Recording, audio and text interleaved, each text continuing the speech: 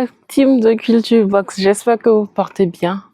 Aujourd'hui, comme d'habitude, on reçoit un artiste qui fait beaucoup parler de lui sur les réseaux sociaux à travers un clash qui dit pas son nom.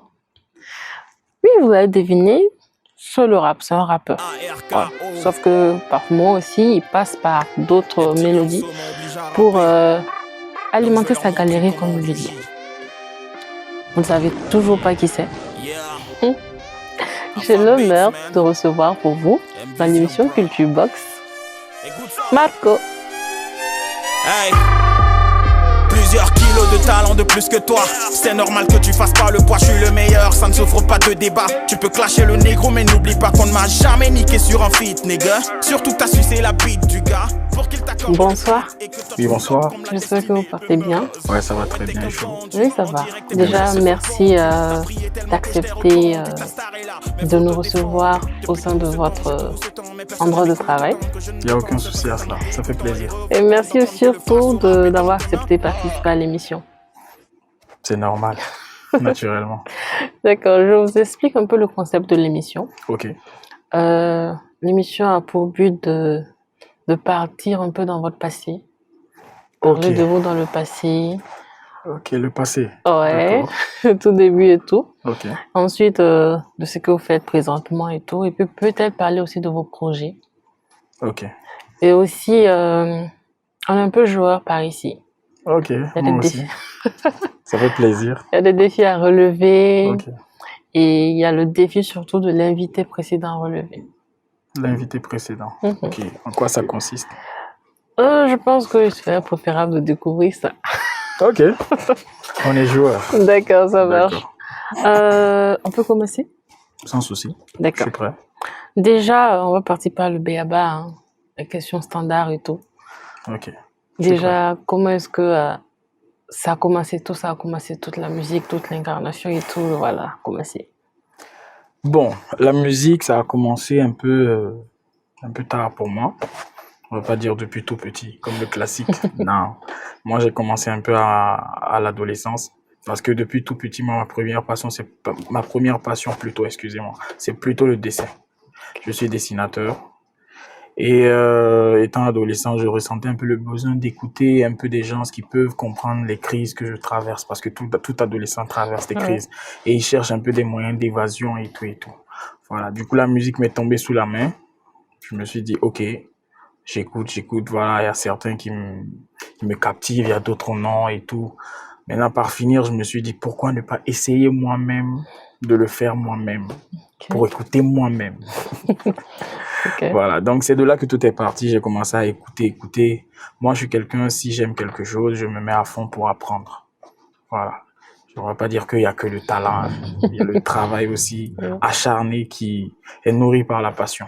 Donc, j'ai écouté beaucoup de musique. J'ai essayé de faire pareil et au fil du temps, j'ai commencé à écrire des textes et tout. Voilà, jusqu'à ce que la graine même pousse, la graine de la passion totale et l'envie de faire la musique pousse et pof. On a commencé à un peu squatter les studios, demander de faire des sons. Voilà, et on nous faisait souvent des sons à 5 minutes même. Waouh. Ouais, mais c'est de là que tout est parti. Quand on sortait, ça passait un peu partout. Les gars disaient, ouais, il est bon et tout, pourquoi ne pas continuer et tout et tout. C'est de là que tout est parti. On a décidé de quand même rendre ça un peu professionnel, essayer d'en faire un rêve, un objectif, pour voir ce que ça va donner. On est là, grâce à Dieu. Mon Dieu, merci alors. Voilà. De bouche à oreille, on aurait appris que les parents n'étaient vraiment pas consentants dès le début. Du coup, on est bien curieux de savoir comment est-ce que ça s'est passé. Il faut savoir que moi, mes parents sont professeurs et médecins. Ok. Voilà, famille modeste quoi. Mais qui est vraiment très très loin de la musique. Vraiment loin de la musique. Du coup, au début, moi, j'étais bosseur. Hein. Pas au début. J'étais bosseur. Ok. Voilà, mais on va dire la flamme de la musique n'est pas venue éteindre, mais est venue un peu me distraire, d'après eux. Donc, du coup, j'ai eu à avoir quelques petits conflits qui se sont souvent terminés de façon un peu chaude. Mais c'est parce qu'ils ne savaient pas exactement où j'allais. Okay. Voilà, ils voulaient savoir c'est quoi ton but dans tout ça? Est-ce que ça peut te permettre de nourrir une famille, de te faire une place dans la société, de pouvoir subvenir à tes besoins? C'est ces questions-là plutôt qui les taraudaient. Ouais. Et moi, j'ai compris ça très tôt. Donc, j'ai décidé de bosser déjà, finir, avoir le bac. Parce que d'abord, ils sont très intelligents, les parents. Ils te disent, ah, le bac, après tu feras faire ce que tu veux. Tu as le bac, on dit, non, la licence, après tu feras faire ce que tu veux. Oui. Donc après le bac, on change de parole encore. La licence, je suis arrivé à la licence. Non, tu vas faire le master. J'ai dit, On s'est pas attendu. c'est pas sur quoi on s'est entendu.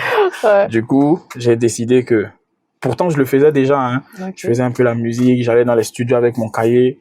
Je bossais, j'écoutais la musique, j'écoutais la musique pour pouvoir maintenir le rythme. Ok. Pour pas qu'on m'empêche de le faire. Ouais. Donc, jusqu'à ce que j'ai sorti des clips même à partir de première année.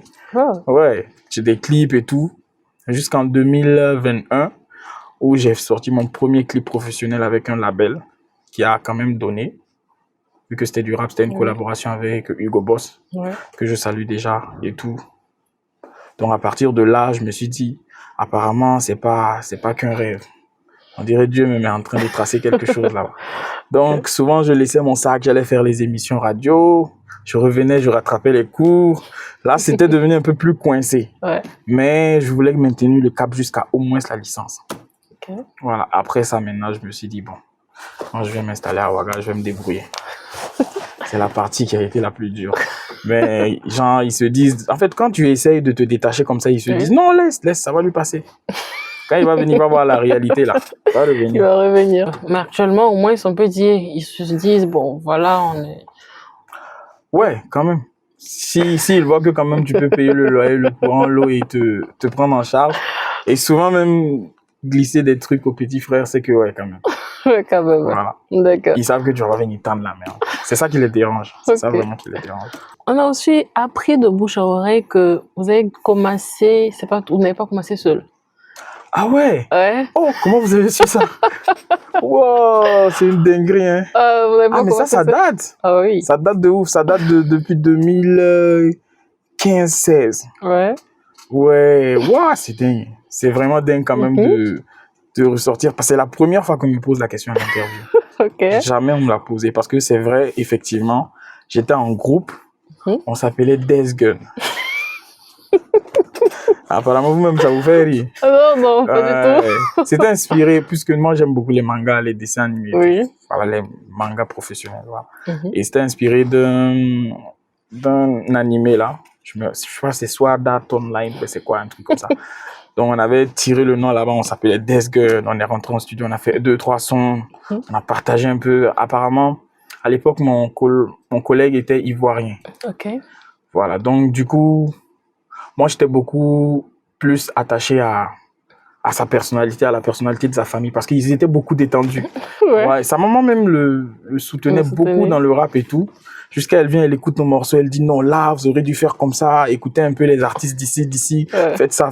Pourtant, chez moi, quand tu joues la musique même, tu sens que tout le monde est réticent. Hein. Ouais. Du coup, j'allais beaucoup là-bas, on faisait nos textes, sa maman même contribuait, il s'appelait Arnaud Parker. Ok. Je salue vraiment, ça fait tellement longtemps. Ouais, ça fait longtemps. En temps, il a dû bouger pour la Côte d'Ivoire. Ouais. Donc, j'ai dû continuer solo. En temps, il y avait aussi un qui s'appelait L'Heure qui Flash. On était 2 d'abord, après on était 3, on est redevenu 2. Après, je suis resté tout seul. Voilà. Ouais. Donc, ça fait vraiment plaisir. Hein. C'est très rare qu'on me pose cette question-là. On allait dans les studios, on était là calé. Chef, pardon, on a fait un seul son. Il est là, non, moi je dois sortir. Il dit, laisse, si tu veux, on va balayer même. T'inquiète, pardon, on va faire un seul son. On s'arrête, on sort les flows, je vais te taper, je vais te frapper. Et après, généralement même, il n'arrange pas le son. Hein. Il le fait en 5 minutes, il pose les petits effets et puis il nous donne le son. On part, on se vend partout. On a fait un son. Voilà, c'est là où on a commencé les affaires de casquettes en l'envers, les culottes. Oh! Ok, on va replonger un peu dans quelque chose encore. Ok, Disons la collaboration avec Hugo Boss. ok. Comment est-ce que déjà ça a débuté? Parce que de bouche à oreille encore, Ok. parce qu'on écoute un peu partout, Votre bouche à oreille elle est très efficace. Hein? Shit.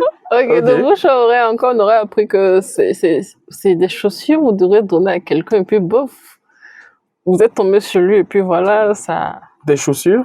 que vous devrez amener déjà à... Comment? Attendez, vous faites comment?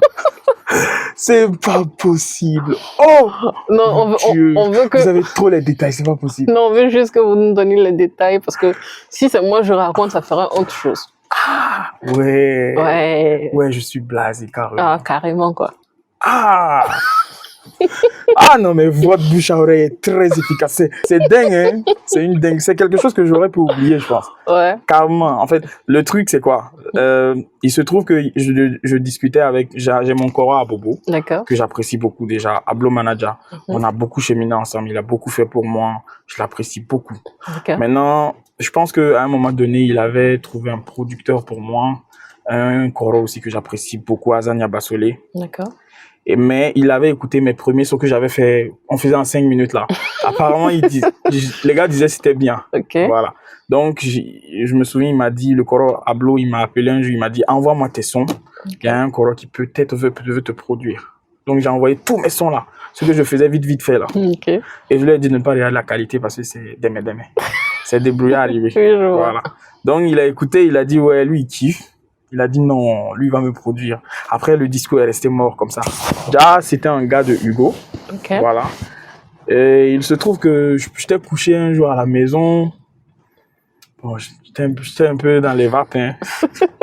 Vous savez, quand tu as un rêve et puis tu ne sais pas par où commencer là, Ouais. c'est toujours comme ça. Tu es tout le temps, tu es là, tu mines, tu sciences, ça finit jamais. Ouais. Mais j'avais mon coro pour qui je faisais beaucoup de courses. Hein. Oui. Il m'appelait, il me dit va faire ça. Je faisais tranquille et tout. Je me souviens ce jour-là, il m'a appelé. Il m'a dit, Marco, je suis... le coin, c'est comment il s'appelle déjà? C'est au 5, hein, à Bobo. Ok. Il m'a dit, je suis là-bas, viens, apporte-moi des chaussures. Voilà. J'ai dit, ah, le coron, juste pour les chaussures, quoi. Ok, apporte-moi cela. Ah! Je me suis assis, j'ai dit, bon, j'ai pas l'essence. Mais je pense que dans mon compte, j'ai 500. Je vais gratter, voir si je peux faire un retrait et puis mettre l'essence partir. J'ai dit, j'ai pas l'essence, il a raccroché. J'ai dit, il n'y a pas de souci. Bon, je sais pas ce qu'il y a. Je vais prendre à aller faire ça vite. Peut-être si j'arrive, il va gratter un petit truc aussi. Voilà. J'ai pris, j'ai démarré, je suis arrivé jusque là-bas. J'arrive, je vois Hugo Boss. Ils sont calés, ça discute et tout. Il est en train de faire écouter les sons. Il dit de déposer les chaussures là loin. Venez m'asseoir. Je suis venu m'asseoir, on a discuté, on a causé et tout. C'est là Hugo, il dit aussi, il a kiffé ce que je fais et tout. Lui, il connaît bien Azania. Donc, on a fait un appel et tout, on a discuté. Et on a conclu que la production allait se faire à Ouaga. Ok. Sous la présidence de Azania et la direction de Hugo. Ok. Donc, pour commencer fort, on avait dit on allait faire des freestyles d'abord, comme introduction. Et on allait commencer avec la collaboration avec Hugo comme clip officiel, premier clip officiel. Ok. Donc, on a commencé avec les freestyles. Il voulait voir un peu comment ça allait donner. Est-ce que c'était prometteur et tout. On a commencé par le premier freestyle. Coucou à tous, les bobos et les bourges de Ouagadougou, je l'ai fait court. C'est venu un truc comme ça, on a fait le clip, on a balancé, ça a tourné de ouf. Même sur Twitter, même c'était à près de 10 000 vues et tout. Ouais. Les gars étaient là, yeah, c'est dingue. Moi-même, j'étais vraiment étonné. Vraiment, j'étais étonné. Ok. Donc, j'avais fait l'aller pour Ouaga, pour ça, et j'étais retourné à Bobo. J'étais là encore en train d'attendre. On m'a dit de revenir pour un autre freestyle. Ok. Après, le troisième freestyle, on allait le faire à Abidjan. En même temps pour le clip avec Hugo. Ok. Donc, c'est après tout ça, la collaboration avec Hugo s'est faite et tout s'est sorti. Ça a donné ce que ça devait donner. C'est de bons souvenirs, hein. Ça fait longtemps. Mais vrai de vrai, chapeau pour l'affaire des chaussures. C'est dingue. Je sais pas si c'est pas que vous avez causé avec la personne. Il n'y a pas quelqu'un d'autre qui peut être au courant. Ah bon? Non, c'est pas possible. C'est pas possible. On a appris aussi que vous écrivez pour des personnes. Ouais, et je tout. suis ghostwriter et directeur Ok. artistique. D'accord. C'est sous l'effet de la passion ou comment est-ce que vous avez déniché ce talent-là aussi? En fait, moi, de base, je suis passionné par l'écriture. Ok. Je pense que depuis la classe de 3e, 4e même, j'écrivais c'était pas des contes, on va pas dire des contes, mais c'était comment on va dire ça, des textes, Ok. enfin, en fonction de situations données. Ok. Par exemple, j'avais écrit un texte sur les dernières heures d'un prisonnier condamné à mort. Ok. Voilà, c'est des trucs. J'aime beaucoup le sens du détail dans les textes pour que la personne n'ait pas besoin de regarder une vidéo pour se matérialiser l'histoire. C'est une passion. J'ai pas eu l'occasion de me spécialiser dans les lettres modernes, les trucs comme ça et tout à l'école, mais l'autodidacte et la passion de ça m'a fait, c'est-à-dire entrer en profondeur, comprendre comment faire, comment rendre un texte en image pour les gens sans qu'ils aient besoin d'une vidéo illustrative et tout. Donc, c'est dans ça, j'ai commencé. Après, j'ai commencé à écrire pour moi-même, bien sûr, Ok. avec la musique et tout. Oui. Et après, je me suis dit, pourquoi ne pas développer un business? Maintenant, au lieu de chercher à développer un business du genre, je cherche de l'argent, j'investis dans le temps que tout le monde fait, et j'essaye de me battre avec la concurrence et tout. Non. Je me suis dit, il y a des trucs qu'on peut créer. Ça existe, c'est vrai, mais ici, c'est très rare. Très rare. Soit ils sont un peu cachés. C'est très rare de voir quelqu'un qui veut vraiment vivre de ça. Donc, moi, le ghostwriting, c'est plutôt quelque chose qui est au-delà d'une passion, qui va au-delà d'une passion. C'est un travail que j'ai mis en place et j'espère. Et je suis même en train de le faire. Je suis en train de développer ça, de me débrouiller pour rendre ça international, quelque chose de professionnel. Vous étiez un peu... On ne n'entendait pas parler de vous et tout, entre-temps. Ok. Et que c'est pendant le clash que vous êtes réveillé ou je ne sais quoi. Ils veulent juste comprendre pourquoi c'est à ce moment-ci. Est-ce que c'est un manège ou bien c'est quoi? Qu'est-ce qui s'est passé au juste? Pour que ça sache cette période précise que voilà, on revoit l'artiste Marco ressurgir. Je ne vais pas dire totalement qu'on n'entendait plus parler de moi parce que je faisais des projets. Ok. C'est juste que j'avais changé de direction D'accord. artistique. J'avais changé de style de prédilection. Ok. Voilà. À la base, je suis rappeur. J'en conviens, pas de souci. Mais le problème, c'est que je suis artiste. Je suis plus artiste que rappeur. Moi, j'aime beaucoup tester les nouvelles tendances, les autres styles de musique et tout. D'accord. Voilà. Il se trouve que j'ai un public très rap. Vraiment rap. Ok. À tel point même qu'une fois, je me souviens, j'ai reçu un commentaire sur une de mes publications qui me disait « Mec, nous, on est des fans conditionnels. Si tu ne rappes pas là, on ne va pas kiffer. » J'étais tellement choqué. Mais en fait, ça m'a permis de prendre conscience et de me dire que c'est pas le moment de divaguer un peu. Ok. Voilà. C'est bien. C'est des critiques constructives, vues sous un autre angle, bien sûr. Ok. Donc, c'est en vue de tout ça. Et lorsque j'ai signé avec la nouvelle maison de production, M-Vision, voilà, et on s'est assis, on a eu à faire une sorte d'introspection pour voir les réalités de ma carrière, pas du terrain. Ok. Les réalités, c'est que je suis rappeur à la base. Ok. Il faut installer cette idée-là d'abord avant de pouvoir un peu divaguer souvent. Ok. Donc, du coup, c'est que fin 2024, on a fait joyeux anniversaire et on a dit là, on va revenir au rap. Mais on va essayer de voir comment on va revenir au rap. Ok. C'est là que j'ai dit, et si j'essayais de régler mon riz couché? Parce que j'avais un riz couché qui traînait un peu là. Ok. Voilà, parce qu'il y avait un clash entre deux artistes. Voilà. Et je me suis retrouvé à prendre une balle perdue. Voilà, ce qui n'est pas si grave. Hein. Ok. Mais à l'époque, j'avais pas mal de soucis avec ma page et tout. J'avais fait une réponse lunaire et tout, mais je me suis dit là, comme la tête est un peu plus posée, Ok. on va se concentrer. Je vais faire un truc spécial pour montrer que c'est pas parce que on divague. Hein. Voilà, on est toujours dans le truc. Ok. Voilà, il y a pas de laisser aller. Ça, c'est pas parti. C'est pas parti. Ok. Le rap, là, c'est toujours là. Mais on a eu à divaguer un peu et à essayer plusieurs styles. Ce qui n'est pas mauvais pour un artiste. C'est très constructeur même.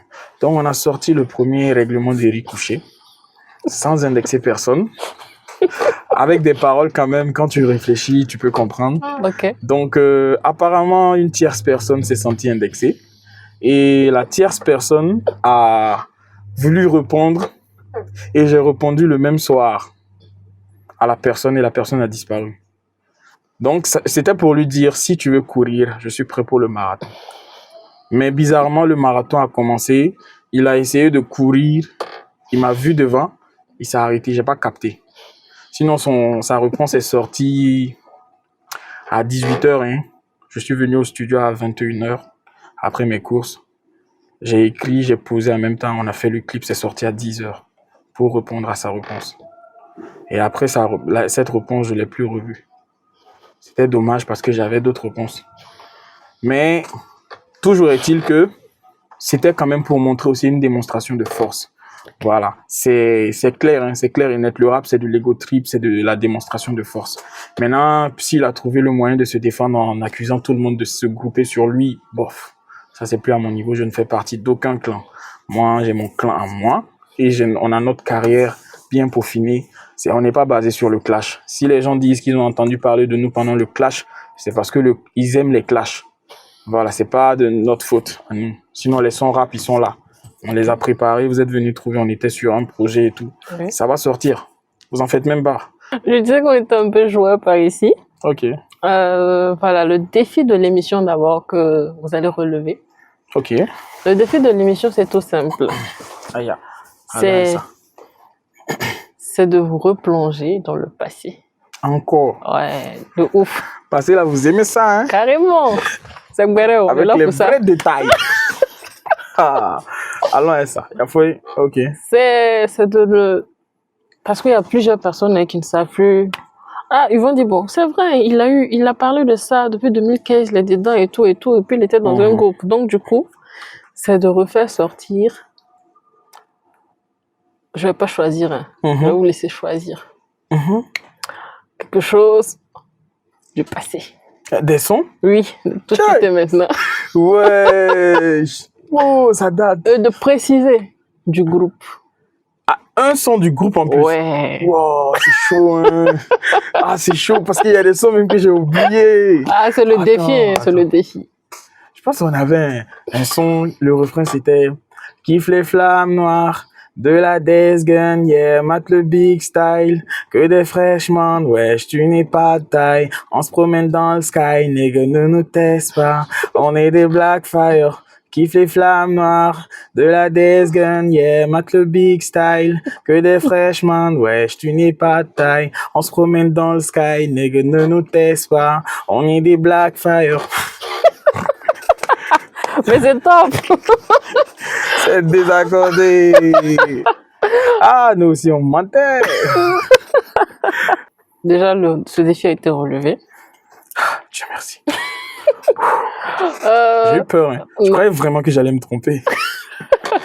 Ça fait longtemps. Oui, c'est vrai. Il y a le défi aussi de l'invité précédent. Ok. Déjà, l'invité précédent ne savait pas que c'était vous qui étiez l'invité suivant. Ok. C'était qui, c'est qui? Alors, demande de chanter l'hymne national du Burkina. D'accord. Il est mal. Voilà, vous demandez déjà l'hymne national.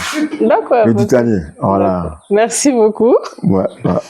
Contre la férule humiliante, il y a déjà 1000 ans. La rapacité venue de loin les a servis, serva locaux. Beaucoup flanchèrent et certains résistèrent, mais les échecs, les succès l'assurent, y a le sang. On fortifié notre peuple courageux et fertilisé sa lutte héroïque. Et une seule nuit a rassemblé en elle l'histoire de tout un peuple, et une seule nuit a déclenché sa marche triomphale vers l'horizon du bonheur. Une seule nuit a réconcilié notre peuple avec tous les peuples du monde. À la conquête de la liberté et du progrès, la patrie ou la mort nous vaincront. Défi le relevé avec succès. Yeah! Vous savez que ça fait longtemps qu'on n'a pas chanté l'hymne national. Carrément. Ah, non, mais tout pour ma patrie. Hein. Je suis fier de ma patrie, de Ouh ce là qu'on là. devient. Ça fait plaisir aussi. Ça marche. Du coup, je vais vous demander aussi de lancer un défi à l'invité suivant. Ok, un défi. Ouais. Le défi que je vais lancer à l'invité suivant, c'est de chanter mon couplet sur le feat avec Hugo Boss jusqu'à la fin. Il va lui le... Il n'y a pas de souci. C'est top. Ah, c'est de là à là. Ah, c'est de là à là. Hein. Au revoir. Déjà, merci encore. Merci beaucoup, ça m'a fait plaisir d'être là. Franchement, l'ambiance de l'émission, c'est dingue. C'est bien, c'est vraiment bien, quoi. Merci encore. Merci, ça fait plaisir. Poignée de main. Merci. Quant à vous, les abonnés de Culture Box, j'espère que vous avez aimé. Et n'oubliez pas de reprendre en commentaire s'il le faut. Salut!